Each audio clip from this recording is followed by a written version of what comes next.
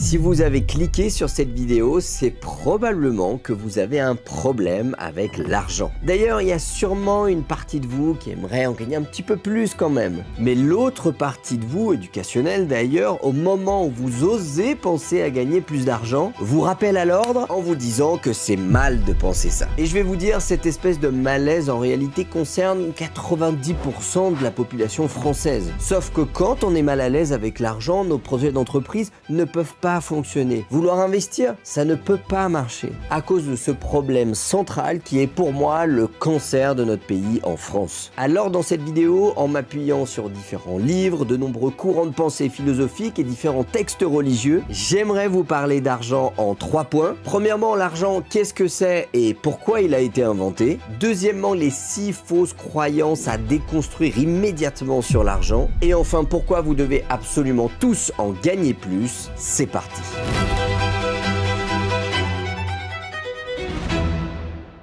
Tout d'abord, voyons l'argent, qu'est-ce que c'est et pourquoi il a été inventé. À la base de la base, et quand je parle de la base, je parle même avant les Romains, les Spartiates, etc., etc. L'argent, ça n'existait pas en fin de compte. Et quand vous aviez une certaine richesse, par exemple que vous étiez éleveur de poulets, je dis n'importe quoi, et que vous souhaitiez acheter du pain à un autre habitant de votre village, vous n'aviez pas d'autre solution que de troquer vos richesses contre les siennes. Et à cette époque, du coup, vous auriez par exemple troqué 2 cuisses de poulet contre une baguette de pain. Et les êtres humains se sont échangés tout un tas de richesses pendant des centaines d'années avec cette méthode ancestrale et qui implique 2 problèmes principaux. Premièrement, c'est la notion de besoin, parce qu'il se peut que vous, en tant qu'éleveur de poulet, vous ayez envie d'acquérir la richesse qu'est une tranche de pain, mais si la personne qui, elle, dans le village, crée le pain, n'a pas du tout envie d'avoir une cuisse de poulet, bah vous êtes face à un problème fondamental. Puisque tout est question de troc, il n'y a aucune raison qu'elle vous échange une partie de ses richesses contre les vôtres. Deuxième problème fondamental, c'est la notion de subjectivité. Comment estimer combien vaut une richesse par rapport à une autre sans unité de mesure commune? Traduction dans mon exemple, comment estimer qu'une cuisse de poulet vaut 1, 2 ou 3 baguettes de pain par exemple? Tout ça pose des problèmes assez importants et évidemment un jour l'homme a trouvé une solution en créant ce qu'on appelle l'argent. D'ailleurs à la base de la base, c'est un roi d'Asie mineure en 550 avant Jésus-Christ pour être précis, qui s'appelle d'ailleurs Crésus, d'où l'expression riche comme Crésus, a décidé d'inventer une monnaie d'échange afin d'avoir une sorte d'échelle de conversion possible entre le marchand de poulet et le marchand de pain. Cette monnaie d'échange, parce que Asie mineure, donc mine d'argent très importante, était à la base frappée de son visage sur une pièce d'argent et chaque pièce d'argent que vous aviez était une quantité de richesse définie. Grâce à ce système de monnaie, le marchand de poulet pouvait donc acheter du pain sans avoir à lui échanger des cuisses des poulets, mais bien en lui donnant des pièces d'argent qu'il avait lui-même récoltées en donnant sa richesse à quelqu'un d'autre. Donc si c'était pas possible entre 2 individus de se troquer des richesses qu'ils ont chacun de leur côté, ils pouvaient troquer une partie de leur richesse contre des pièces d'argent et vice versa. L'argent, à la base de la base, et pour tout vous dire encore aujourd'hui, c'est donc uniquement un moyen d'échanger une richesse contre une autre dans une unité de mesure commune qui parle à tout le monde. Et ici, petite parenthèse rapidement sur la notion de richesse, qui comme vous l'avez compris, va aussi bien d'une cuisse de poulet, d'un morceau de pain, d'une cabane avec un toit de paille qu'on aurait pu vous construire, bref, tout ce qui a de la valeur. Et la richesse, elle peut donc s'acquérir, mais également se créer grâce à ses mains, à son élevage et à son travail de tous les jours. À cette époque, l'argent ou la monnaie devient donc une unité de mesure commune entre différentes personnes qui possèdent des richesses différentes. Et c'est d'ailleurs encore le cas aujourd'hui si on prend les principaux secteurs économiques que sont le secteur primaire qui va constituer à produire de la matière première, l'agriculture, la pêche, l'exploitation des forêts ou encore le minage, mais aussi le secteur secondaire qui va lui utiliser les matières premières produites par le secteur primaire pour en faire des produits, ce qu'on appelle communément la construction ou l'industrie, et enfin le secteur tertiaire qui est le secteur des services. Tout ça sont bien évidemment des richesses différentes qui peuvent s'échanger les unes avec les autres via une unité de mesure centrale, encore une fois, l'argent. Et il est aujourd'hui possible de combler comparer la rédaction des statuts d'une SCI par un avocat à la coupe et la taille de 5 stères de bois par exemple. Et c'est d'ailleurs pour ça que le bûcheron peut tout à fait acheter la richesse de création de société et l'avocat peut tout à fait acheter du bois pour chauffer sa maison. Sans argent, cette relation entre deux personnes qui créent des richesses différentes est complètement impossible en fin de compte. Alors maintenant que vous avez compris à quoi sert l'argent, comment est-ce qu'on fait pour en gagner? Mécaniquement, la seule manière de gagner de l'argent, c'est de créer de la richesse de deux manières différentes, soit en quantité d'une part, soit en valeur de marché d'autre part. La quantité, c'est une question de multiples. Vous savez que la richesse que vous produisez a une valeur X qui est plutôt faible ou moyenne. Par contre, vous avez la capacité d'en produire en grande quantité. C'est d'ailleurs exactement ce que va faire un Toubib en fin de compte. 25 € pour soigner la vie de quelqu'un, c'est une richesse qui a une valeur plutôt faible par rapport à tout ce qui existe dans le monde. Et c'est pour ça qu'une grande partie des médecins vont choisir de voir 3 ou 4 personnes toutes les heures afin d'augmenter la quantité de richesse qu'ils vont produire, ne pouvant pas augmenter la qualité de celle-ci ou la valeur de celle-ci. Maintenant, deuxième solution, c'est de produire une richesse qui a une forte valeur. Certes, vous ne pourrez pas en produire des milliers chaque jour. En revanche, ce que vous allez produire en termes de valeur de marché va avoir un équivalent en termes d'argent important. La valeur de marché, elle répond à la loi de l'offre et de la demande. Plus il y a de personnes qui veulent acheter une richesse, plus la valeur de cette richesse en termes d'argent va augmenter. Plus les gens se désintéressent d'une richesse, plus la valeur de celle-ci en termes d'argent va baisser. Sur le volet de l'offre, plus il y a de personnes qui produisent la même richesse, et plus elle est donc disponible en quantité importante, plus la valeur de celle-ci va baisser. Et inversement, plus la production d'une certaine richesse se fait rare, c'est par exemple le principe des diamants, plus la valeur de cette richesse va, elle, augmenter vers la hausse. Pour gagner plus d'argent, il faut donc produire plus de richesse, soit en quantité, soit en qualité. Maintenant que vous savez tous comment gagner un petit peu plus d'argent, retenez que globalement, vous pouvez faire 4 trucs avec. Premièrement, vous pouvez le dépenser pour consommer d'autres richesses. C'est ce que vous faites quand vous achetez de l'alimentation, quand vous achetez une voiture, quand vous achetez une télévision par exemple. Et ça concerne globalement 90% de nos dépenses quotidiennes. Attention, j'insiste ici sur le fait de consommer une richesse, et c'est d'ailleurs ce qu'on appellera une richesse passive, ou plus communément dans le langage de l'éducation financière, un passif, c'est-à-dire quelque chose que vous allez acheter à un moment donné et qui va perdre la valeur au fur et à mesure du temps ou qui va se consommer. Une télévision, vous l'achetez aujourd'hui, un an plus tard, elle vaut moins cher que ce que vous l'avez acheté. Une voiture, pareil, de l'alimentation, vous allez la manger donc elle va disparaître. Tout ça, c'est ce qu'on appellera une richesse passive, c'est-à-dire encore une fois qui perd de la valeur ou qui disparaît au fur et à mesure du temps. Maintenant, deuxième chose que vous pouvez faire avec l'argent, c'est tout simplement le stocker afin de l'accumuler. À une époque, on mettait ça dans des coffres-forts ou dans un matelas. Aujourd'hui, on le met sur un compte bancaire, mais c'est exactement la même chose. Et grosso merdo, on va dire que plus vous avez accumulé d'argent, plus vous êtes quelqu'un de riche. Troisième chose que vous pouvez faire avec l'argent, c'est le redonner. C'est, on va pas se mentir, ce qui concerne peut-être 1% de votre budget chaque mois. C'est-à-dire que vous allez amasser de la richesse sous forme d'argent, mais comme vous n'êtes pas producteur de poulet, vous ne pouvez pas donner à manger aux gens qui meurent de faim. Par contre, vous pouvez leur donner de l'argent pour qu'avec cet argent, ils puissent s'acheter à manger. Et enfin, quatrième action que vous pouvez faire avec l'argent, c'est ce qu'on appelle l'investir. C'est-à-dire que vous allez acheter des richesses qui prennent de la valeur dans le temps. Traduction en langage d'éducation financière, une richesse active. Si vous achetez un bien immobilier bien placé, il vaudra fort probablement plus cher d'ici quelques années que le prix que vous l'avez payé. Pareil pour une action en bourse, pareil pour une obligation d'État ou encore pour 1 kilo d'or. Tout ça, ce sont ce qu'on appelle des actifs, c'est-à-dire des richesses qui ne se consomment pas mais qui prennent de la valeur au fur et à mesure du temps. Et ce sont bien donc les 4 libertés qui s'offrent à vous une fois que vous avez accumulé une certaine quantité d'argent. Et maintenant que vous savez pourquoi il existe, comment le gagner et qu'est-ce que vous pouvez faire avec, passons maintenant aux 6 fausses croyances qui vous empêchent de vous en servir librement. Première fausse croyance, gagner de l'argent moralement, c'est mal. Ça vient d'une énorme confusion de la culture judéo-chrétienne qui date de l'époque romaine où quand quelqu'un voyait une autre personne avec une bourse, un petit sac contenant des pièces d'or bien remplies, c'était par définition quelqu'un de mal parce que quelqu'un qui ne redonnait pas ses richesses. Or, dans la culture judéo-chrétienne, et d'ailleurs pour tout vous dire dans toutes les religions à travers le monde, quelqu'un qui gagne énormément d'argent, c'est-à-dire qui produit énormément de richesses, doit, pour être moralement aligné avec les valeurs de sa religion, redonner une partie de cet argent aux plus démunis. Et il y a eu une énorme confusion au fur et à mesure du temps où on a associé le fait de gagner de l'argent à quelque chose de mal, alors que ce qui est mal, c'est de ne pas en redonner et non pas d'en gagner. Au contraire, personnellement, je suis un grand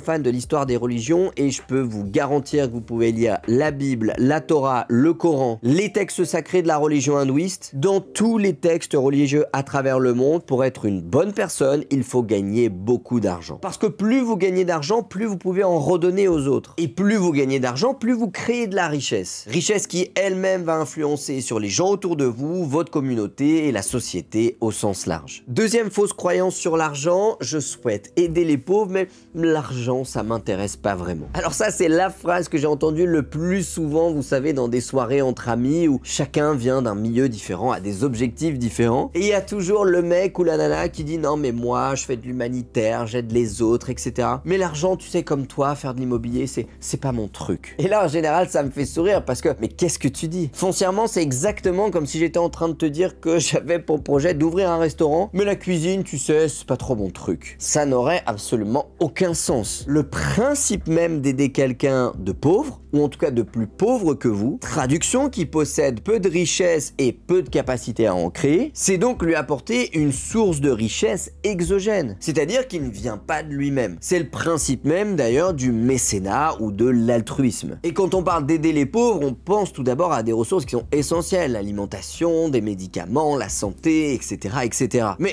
les amis, tout le monde ne sait pas faire pousser du blé et encore moins fabriquer du Doliprane. Par contre, quasiment tout le monde peut avoir cette capacité à gagner de l'argent en créant une richesse et en l'échangeant contre certaines pièces qui sont aujourd'hui sur une carte bleue certes, mais ça reste le même fonctionnement. Donc croyez-moi, la meilleure façon d'aider les pauvres, c'est de ne pas en faire partie et d'accumuler un maximum de richesse afin de pouvoir en redonner le plus possible. Donc si vous qui regardez cette vidéo, au fond de vous, vous voulez aider les personnes les plus démunies, votre seule obsession à partir d'aujourd'hui, ça doit être de gagner le plus d'argent possible. Troisième fausse croyance sur l'argent, être riche et fortuné, c'est la même chose. Absolument pas, et je vais même vous dire qu'il y a une différence fondamentale entre quelqu'un de riche, c'est-à-dire quelqu'un qui possède une grande quantité d'argent et qui a donc une grande capacité à acheter tout un tas de richesses, et quelqu'un de fortuné qui est une personne qui possède un grand nombre de richesses actives. Prenons un exemple concret, un chirurgien dentiste qui gagne 20 000 € par mois, dans les standards français, c'est quelqu'un de riche. Il va d'ailleurs pouvoir dépenser 2 000 € par mois dans une voiture de sport, 5 000 € par mois pour s'acheter un petit château, 20 000 € tous les 3 mois dans des vacances au Club Med. Bref, il est capable d'acheter un grand nombre de richesses passives. Par contre, ce même chirurgien dentiste, s'il n'a pas d'argent placé en bourse, s'il n'a pas acheté d'appartement et qu'il n'a pas stocké un petit peu d'argent, ce n'est absolument pas quelqu'un de fortuné, qui lui a dépensé l'argent qu'il a gagné dans des actifs, c'est-à-dire des richesses qui vont prendre de la valeur au fur et à mesure du temps. Et les amis, ne faites pas cette erreur, la fortune amène toujours à la richesse, alors que la richesse n'amène pas forcément à la fortune. À titre personnel, j'ai toujours rêvé d'être quelqu'un de fortuné, mais d'être riche, pas vraiment. Même si bien évidemment, pour être fortuné, il faut créer de la richesse pour ramasser de l'argent, et ensuite investir ces argents dans des actifs, c'est d'ailleurs tout l'objet de la chaîne YouTube que vous êtes en train de regarder. Quatrième fausse croyance, un plombier m'a pris 650 € pour réparer mon évier, il est trop cher. C'est probablement une des fausses croyances les plus répandues à l'échelle de la société française, qui est de croire qu'on peut objectivement évaluer la valeur d'une richesse, et qui plus est la quantité de richesse produite, d'un produit ou d'un service. Et on est tous déjà tombés dans ce biais psychologique où on a pensé que les frais de cet avocat étaient trop chers, que ce plombier pour changer un évier était trop cher, ou qu'à l'inverse, le spectacle de théâtre qu'on est allé voir, le ticket était vraiment pas assez cher. La valeur de tout ce qui est produit en termes de richesse, c'est une question de marché, et encore une fois, la loi de l'offre et de la demande. Si un plombier vous prend 650 € pour réparer votre évier, c'est probablement que le marché, en termes d'offre et de demande, a estimé que sa richesse valait 650 €. Et la seule et unique méthode pour savoir si la richesse que vous êtes en train de troquer contre de l'argent vaut ce que vous êtes en train de lui donner, c'est uniquement de comparer différents producteurs de cette richesse dans le même secteur. Pour savoir si les 650 € que vous allez payer pour réparer votre évier les valent vraiment, vous n'avez pas d'autre solution que de faire venir 2, 3, 4, 5 plombiers différents, de faire la moyenne de leurs tarifs, et ça vous donnera un ordre d'idée de la valeur véritable de marché de cette richesse. Et donc par définition, si créer une SCI, votre avocat vous prend 1 000 €, c'est probablement ce que ça vaut. Si pour acheter un sandwich triangle au magasin ça vous coûte 3 3 €, c'est encore une fois probablement ce que ça vaut également. Parce que si ça ne les valait pas, le prix affiché ne serait pas celui-ci. Cinquième fausse croyance, en gagnant de l'argent, je le prends forcément à quelqu'un. Ça encore une fois, c'est une ineptie absolue. Revenons à la base de la base. Donc encore une fois, l'argent, c'est une unité de mesure pour convertir une richesse en une autre richesse. Et toute relation commerciale n'est qu'un échange. Encore une fois, c'est encore du troc. Sauf qu'aujourd'hui, on a la possibilité de ne pas troquer ce qu'on a produit contre ce que notre voisin a produit, mais d'utiliser l'argent, aujourd'hui des billets et des pièces, afin d'échanger une richesse contre une autre. Donc mécaniquement, quand vous gagnez de l'argent, vous ne pouvez pas le prendre à quelqu'un. C'est fondamentalement impossible puisque tout est question d'échange. Et il n'y a que si vous prenez un poulet à votre voisin et que vous ne lui donnez ni argent ni richesse en échange, où là, fondamentalement, vous l'avez volé. Mais à partir du moment où il y a un échange, il ne s'agit uniquement que de troc. Et au-delà de ça, sachez que la création de richesse, elle est quasiment infinie. Alors même si certes elle est reliée à la quantité de ressources qui, elle, n'est pas infinie, il y a tout un tas de richesses qui sont produites, et notamment plus de 70% des richesses produites en France, à savoir le secteur tertiaire, qui n'utilise pas de matières premières pour être produites. D'autant plus que dans une relation commerciale, retenez que le vendeur, il est obligé de vendre, alors que l'acheteur n'est jamais obligé d'acheter. Prenons un exemple concret, vous allez chez un ébéniste pour acheter une grande table en bois pour votre salon, une table est exposée dans le magasin à un prix de 500 €, l'ébéniste n'a pas le droit juridiquement de vous dire oh bah non, vous parce que votre tête, ou parce que aujourd'hui je suis mal luné, donc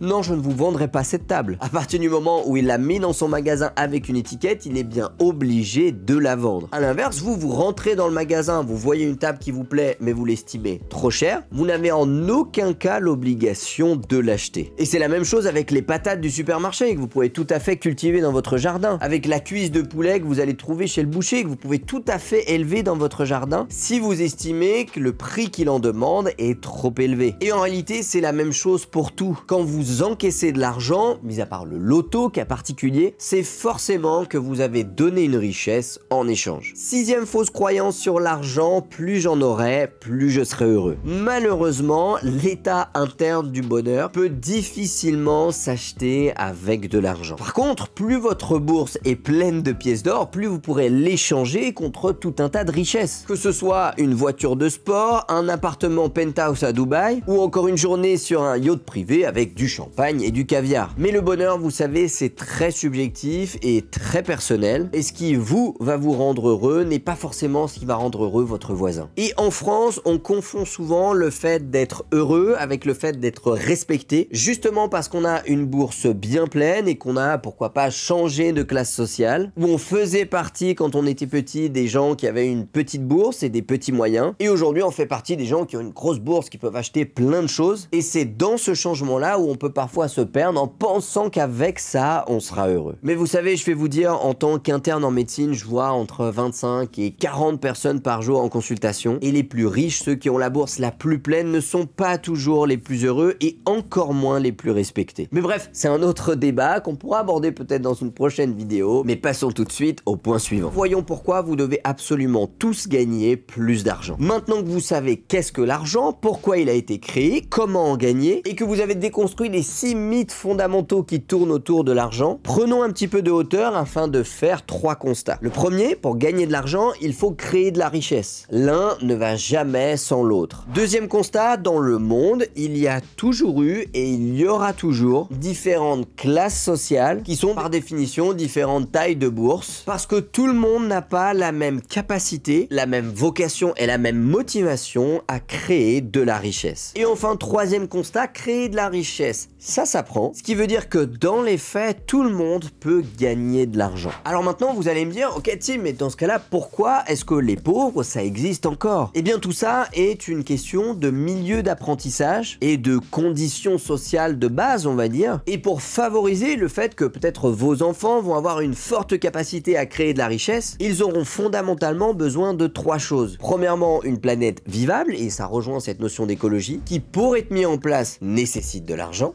Deuxièmement, être en bonne santé, pratiquer une activité physique régulière, manger de l'alimentation saine et de bonne qualité, qui pour être effectuée nécessite de l'argent. Et enfin, une éducation, quelqu'un, quelque chose, un système qui va leur apprendre à créer de la richesse, qui pour être mis en place encore une fois nécessite de l'argent. Donc plus tout le monde autour de vous va gagner de l'argent, plus le monde s'en portera mieux, puisque tout le monde va avoir accès à un environnement, à un état et à l'éducation qui vont permettre la création de nouvelles richesses qui vont être injectées dans le système pour pouvoir arriver dans la poche de quelqu'un d'autre qui lui-même va les utiliser pour créer encore plus de richesses, et tout ça de manière exponentielle. Et vraiment, moralité de l'histoire de cette vidéo, beaucoup trop de gens font l'erreur de croire qu'il faut s'accaparer des richesses. Tout ça parce qu'elles seraient en quantité limitée. Mais les amis, c'est complètement faux. D'ailleurs, quand j'étais petit, mon grand-père avait l'habitude de me répéter que dans un lac, plus il y a de pêcheurs, plus il y a de poissons. Sur ces belles paroles philosophiques, j'espère vous avoir apporté un maximum de réponses concernant l'argent. N'hésitez pas à liker cette vidéo si vous trouvez qu'elle est utile. Et bien sûr, n'hésitez pas à la partager à quelqu'un autour de vous qui pourrait avoir un problème avec l'argent. Je vous souhaite d'en gagner le plus possible, ça nous aidera fortement, le monde en a cruellement besoin. Et je vous dis à bientôt dans une prochaine vidéo, c'était Tin, ciao!